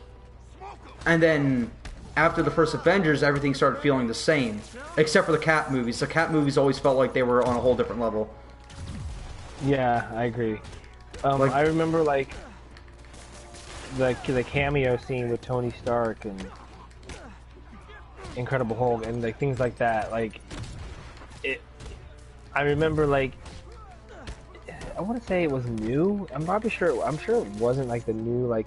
It wasn't new to do things like that necessarily. But it was like, something that was like such a big franchise. Like I was starting to pay attention to like all these Easter eggs, and I don't think they called them Easter eggs back then when this stuff started. So, but like I just remember like, oh, Stark Industries. This, and Marvel was everywhere on it. So it really, I don't know. The experience was just fun and entertaining for me. It's not high art. You know what I mean? Yeah. By no means, but it was definitely fun. and exciting to get into these characters and talk and debate with people and introduce new people that maybe not like the comics, introduce them to comics. I think it was just really fun and really cool. The only thing is I just don't care about the characters moving forward. I don't know them as well as I know these characters. I'm not interested in knowing them as well. I mean, I'm not blaming Marvel for that, but you know, I'm ready for DC to switch over and go to DC, and hopefully DC will impress us for a little bit. Because like the thing is, Marvel DC fanboys, listen up. Marvel has clearly conquered the movie industry, but story-wise, no one can argue DC has the better stories. Bare bone. They have the more iconic characters, they have the more iconic stories. I can name more stories in DC than I can with Marvel. It's just the way it is. And there's just more iconic stuff. And again, it's because I grew up with these characters. You could say, oh, but blah, blah, blah. Just with DC conquering the animated world and the TV shows and stuff like that, that gave them an advantage. They with my generation, they made me a comic book fan. They made me a DC fan, and Marvel didn't have much content when it came to animated stuff, and if there was, it wasn't nearly as good as the DC stuff. And yeah, that's the way I feel. Plus, like Marvel characters, though they are more on the humanistic side. There's a scale of storytelling on DC's side that I love, because DC is more like Greek mythology and stuff like that when you really look at it. Because I think they said early on everything was like based on Greek mythology, and this is like the Greek era of like gods and heroes and stuff like that with Hercules. That's the era we're living in now, and I think the DC universe has conquered that more than anything, storytelling wise. Clearly, box office wise, it's Marvel. Clearly, because we live in a world now that Aquaman made more money than Justice League. I will never get that out of my head. Aquaman is your biggest box office success. What the fuck? Like, what happened? Yeah, I mean, no offense, it should have been a Superman movie or a Batman movie. Yeah, agreed. Hell, even Wonder Woman probably should have beat Aquaman. But you know, Aquaman. What is it? Aquaman came out during Christmas, and that is, you know, a good time for people to go see the movies too. And this was a time where people didn't think Aquaman was going to make as much money because it was near Star Wars. People were like, it's not going to make as much money because it's so close to Star Wars. It's so close to this big movie. It's so close to Mary Poppins. And I'm like, it came out in November, if I believe so. I think it was November. But it was around like within like a 2-week period. There was like such a small window of success, and yet it still made $1 billion. Like, if it made $800 million, that would have been like a win. Like, wow. With all those movies in its vicinity, making $800 million is a success. But they made $1 billion. And people are so numb to hearing that. People don't comprehend how much of a success that is. People are like, oh, it only made $1 billion? What does this mean? Well, are they not going to make a sequel? Like, are you guys fucking stupid? Are you fucking stupid? On marketing, on top of the sequel isn't gonna make $1 billion. I guarantee. I guarantee it's not. No sequel over like very rarely does a sequel. Rarely, very rarely. So their expectations better be fucking low with the next one. Let's see, Aquaman came out during Christmas. Bank, its placement, guys. Also true. Okay, I was just trying to catch up on the comments. Continue. I think it was November. No, I'm pretty sure it was like early December. I think it was like the first week of December. Man, I reviewed it, I think. Time to grab a snapshot. Okay, let's go. I can't remember, but yeah, it was around Christmas time. She's right, and you're right. I think the Star Wars thing came into play, but like, to be honest with you, it's not that great of a movie either. It's really not. It has moments that are really cool, but like, god damn it! So we're giving these movies praised because they use a lot of CGI. Quitting the Bugle. Forgot how much I enjoyed Like, it. oh, look at the colors. I'm like, I can render that shit on my computer on Adobe. I want to see some practical sets. I want to see some motherfucker in the actual water. Like, Jesus. Like, I mean... December 21st. So okay, wow, December 21st. Yeah, I thought it was much earlier than that. And it made a total of $1.148 billion on a $160 to $200 million budget. Fucking A, dude. Fucking There's just way too much CGI fighting fake CGI shit. I mean, to be fair, how are you going to do water practically, underwater stuff? I understand, man. But that's not my concern. I'm not the one trying to make Aquaman. But, like, I'm done with these over fucking CGI'd abominations. Star Wars, I'm fucking talking to you. I just wanted to let you know we need a little extra. It doesn't make a good film because somebody rendered the 3D graphics really well. Yes, it's an art form. Yes, it's painstaking. Yes, it takes time and a massive amount of people to do it. But holy shit, it's not even cinema at that point. It's a video game cutscene. Yeah, Aquaman I didn't love either. And yes, James Wan did a great job with the practicals. I don't think that CGI was bad necessarily either, but I'm not going to get on a hype train for CGI explosions, CGI monsters, CGI characters who are supposed to be real ones. I'm not going to get on the hype train. Or I would have got on the hype train with Endgame. It's CGI abomination at the end of that, but yeah, like the MCU's CG has go been back way and watch, worse, right, way go back worse and than watch DC's. it. And go watch Pepper Potts' CGI face inside of her Rescue Dawn armor, and watch it kind of float unrealistically in front of her face. It's bad. It's just horrible. Like it's all just getting really bad, and I don't like it, and the actors don't like it either. I'm a practical effects guy. That's why I'm building a complete fucking spaceship in my basement for my movie, and I'm building models so I can like actual physical models of the spaceship so I can render them. I'm using very little.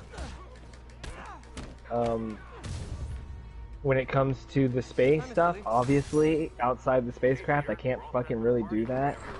But everything inside the spacecraft is gonna be fucking real. It's not gonna be like fake panels with green, you know, chroma key on it, so I can just put in a science fiction looking desktop, so I can pretend to play with it with my fingers. No, I'm building a real one because I love it. That's what I do.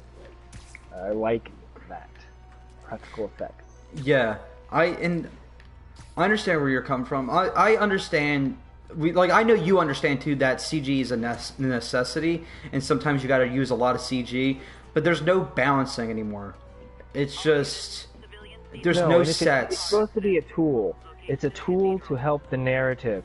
It's not supposed to be used as a as a plot device. Yeah. It's supposed to enhance the narrative. Anyway, Gump, I gotta jump off here, my friend. Okay, no problem, my dude. It was fun having you. Oh, you too, buddy. Appreciate the talk. Sorry to cut it short.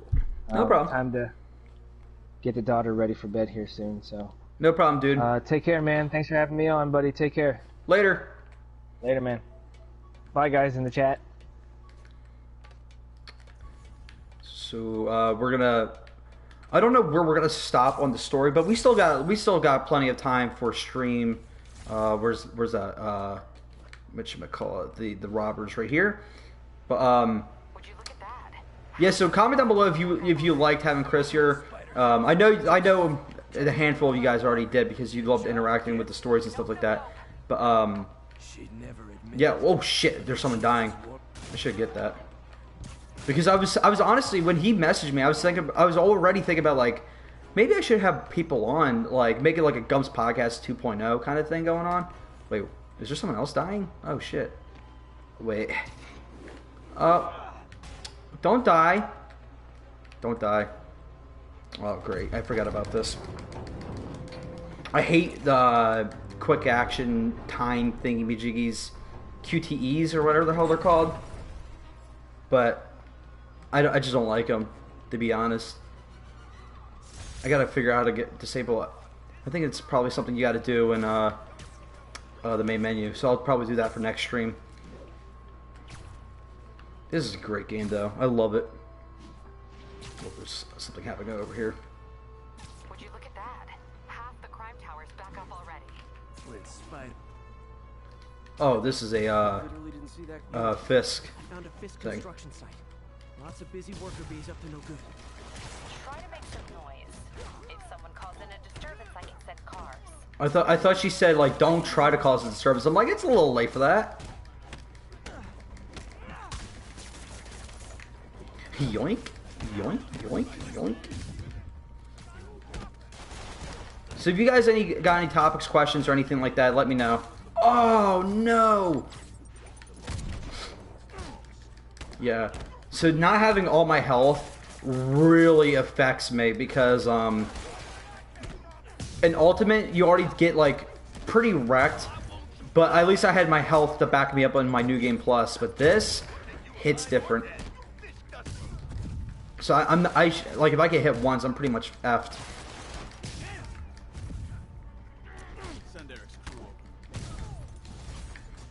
Yoink.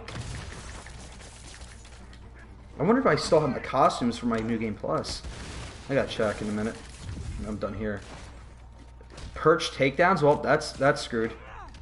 Oh, I gotta throw enemies off the building? No, no, no. You wanna throw them off the building? No, not on the ground! Yoink! No! Whatever. He's gone. Let's get you up in the air. Combo. Yoink. Come on, get off the building. Get off the building. No! Oh, jeez. Oh, jeez, Rick. I can't see. Okay. Up. God damn it, dude.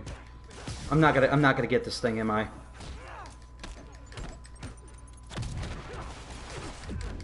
No, you're not gonna die on me. Yes.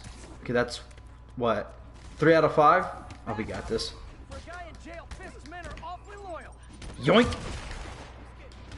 Ah, son of a bitch. I'm trying to get those extra tokens. Oh, jeez, Rick.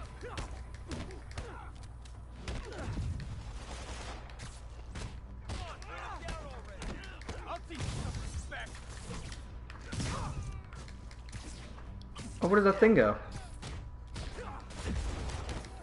Oh my god, don't kill me, please! I don't want to die. Does that count? Does that count? Oh, hell yeah, now I can just kill these guys. Or knock them out, put them to sleep, my bad. No! Zip, zip, whip.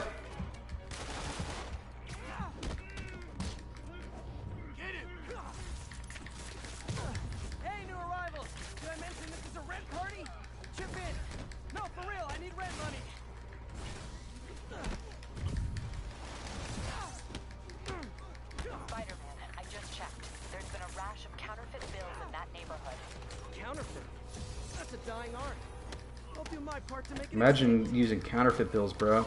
In 2020, gross. Wait, where'd he go? There he is. Oh, I don't have the thing.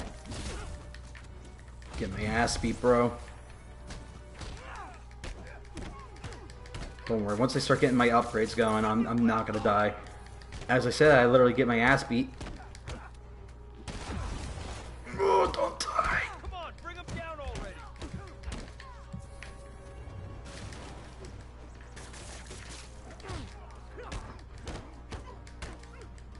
Home sliced biscuit. Yo, what's up, Nico? Oh, jeez. Oh, jeez. How you doing, my dude? Haven't talked to you in a minute. Ah! Bad haircuts, excessive cologne. Yep, more Fisk goons. Dude, this is so much more difficult. I underestimated how difficult this kind of thing would have been.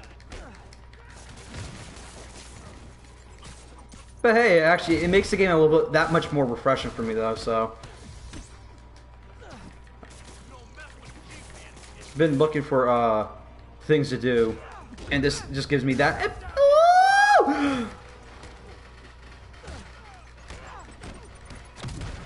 Oh, they're setting out fireworks outside. It sounds like I thought someone was making popcorn, but like right in my ear.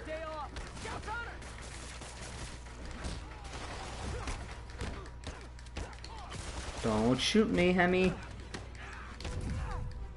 Yoink! Dude, I need to get my health bar, not my health bar, my ability bar up. Because this one-time use thing is going to get me killed again.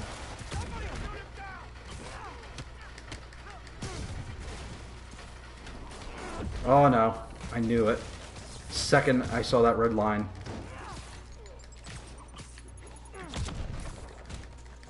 I don't know how I managed to not die every single time when I was talking to Chris, because I was mainly engaged with his conversation and not the game. So I don't know. Oh jeez.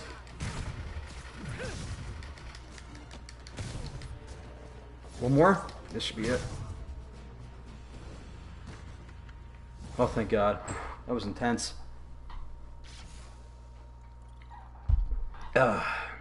Everything's quiet here now, Captain. Great. That's one more revenue stream Wilson Fisk can't use to pay his lawyers. Okay, we'll do... Damn. Let's see what we got here. We'll get a couple more towers, and then a little bit more... No, let's get two towers and one Fisk hideout. And then, we'll call it the stream there. Dude, what the flying hell? Can you guys hear that? I gotta ask you that, like... Because that's not exactly quiet. When Spider Cop's on the job, come hell or high water, the job gets... Nope, nope, nope. Nope. She'd never admit it, but the chief was warming up to Spider Cop. His Yep. casual disregard for by-the-book thinking was a breath of fresh air. She'd come around someday.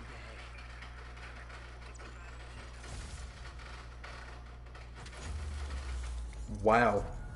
That's a lot of fireworks, I will say that up front. Okay, let's see. Let's see what we got. Nothing here. Where's the nearest Fisk Tower? Well, we got a side quest? What's this one? Storming the castle. Screw it, let's do that. The hell with the plan I had going. Let's do that instead. So it was in, I think it was in Central Park, right? It was on the side of Central Park, so it's just dead ahead. Let's do that, and we'll call it the stream. This is a pretty healthy length stream. Oh my God, I don't even have my good swinging abilities, bro. Like, I could tell the difference. Everything feels a little bit more stiff and not like super speed. Hi, Mr. Muggins. This is Mr. Muggins. Mr. Parker, it's called, sir. Third and final one. Eviction proceedings. Wait, I get paid at the end of the week. I get... Oh. Eviction proceedings will start Friday unless full payment is received by close of business. Good day. What a dick. Good day. Storming the castle. I don't hear anything weird. Okay. Because it's like, it's really loud. Trust me, it's pretty loud. So how you been, man, on the channel and stuff like that? Trust me, brother, I know that feeling too. I was talking to Chris. The reason why I love the character so much is because he's so relatable. He's not some eccentric billionaire like 90% of the superheroes are. He's a genuine broke kid who literally dumpster dives. He's super relatable. That's why he's got the big fan base that he does. Not only did I grow up with the first movie, and that's why I fell in love with him, but over the years, I never stopped loving him because of the relatability to the character.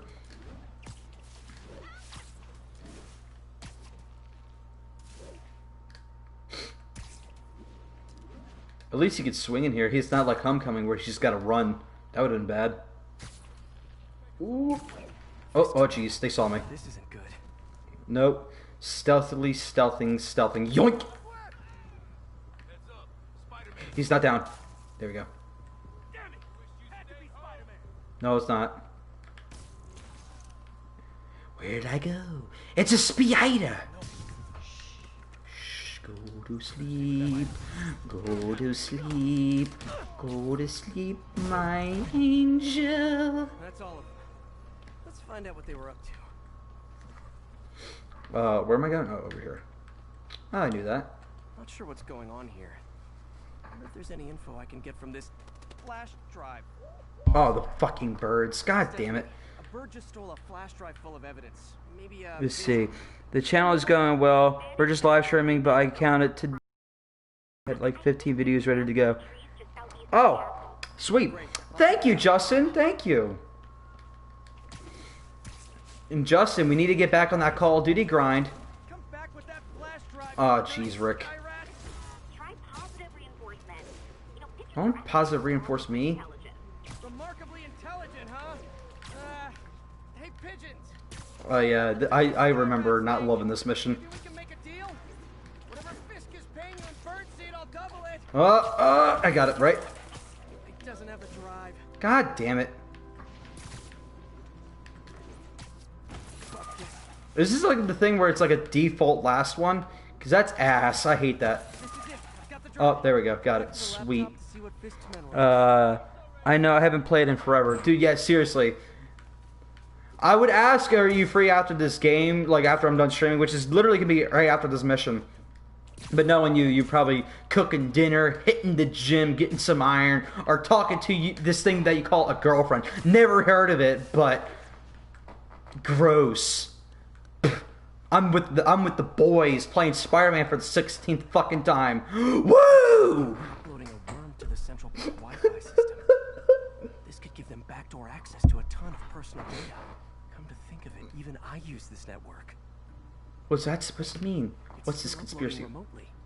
Oh, wait. Stop the upload of the worm? You're my eyes in the sky. Yeah, if you can't tell, I never play this mission. I see a pair of horned owls and I always try to go out of my way to not play it. junction box. The only time I've really played it was when I tried to 100% everything. Junction box before the upload completes. If they can't access the laptop, they can't upload. Oh, no. Oh, fuck off. Bitch. Get away. Imagine going to, in a fight, you're going to a computer exposing your body. Imagine being that stupid. I can't imagine. Wait, where's the other guy at? Oh, wait, what? Buddy. Buddy, yeah. Just reminded me of 2 more and 17 videos, actually. Dude, they brought back Shipment 24/7. Oh, sweet baby Jesus. Use a location. Thanks for the heads up. I better get moving. Oh, that one's closer. Let's do that one. I never thought I'd say this. Yeah, I was trying to get, My coverage. the SMG I've been using, the gold, and that's what I did. And it's a freaking nightmare. I remember walking in, and dude already had a freaking VTOL and everything. I'm like, this is not happening. I'm not playing, and I just left. Like, if I'm not playing with anybody else, I'd last 3 matches at best.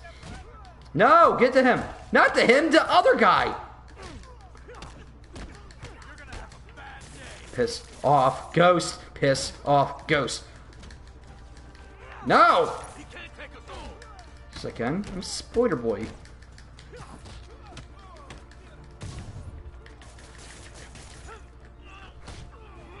Yoink! No, there we go. Justin is bad at games. Only one more to go. Yeah, it has been made vividly clear. Oh, jeez, dude. Did I mess up?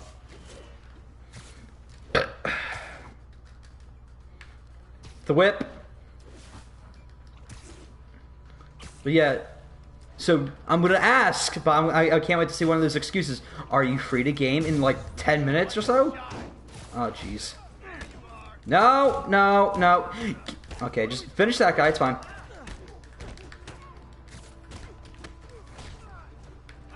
Oh. Nope. Okay, that should have hit him, but it didn't. Oh, jeez. No. I don't know what's going on right now.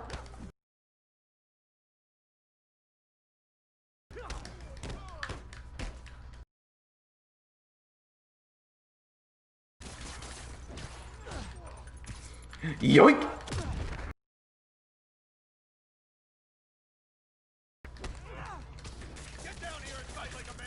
You're not my dad.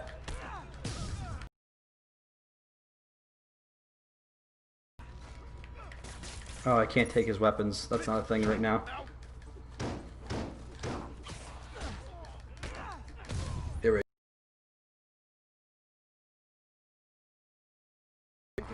And I know we got a little bit more to go. Cat videos are safe. Spider-Man? I think they might have seen me. Oh no. Are you sure? Pretty sure. Armed men arrived. Lock the roof entrance and hold tight. I'm on my way. Where do I go?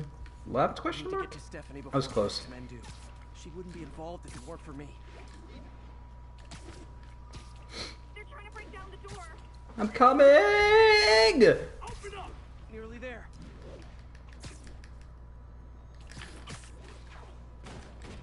Okay, I don't know why you went there.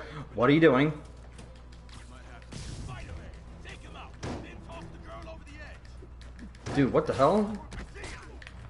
Yeah, she clearly committed suicide. In this world, I don't know how Fisk is, like, been debated to be clean. At least there was some subtlety. This Fisk is like, yeah, nah, I'm an asshole.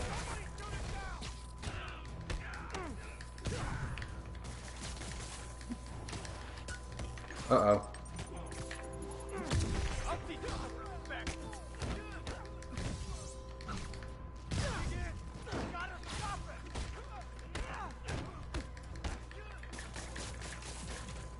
Yeet.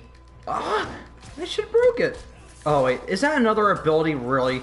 Wow, I got spoiled with the abilities I picked up.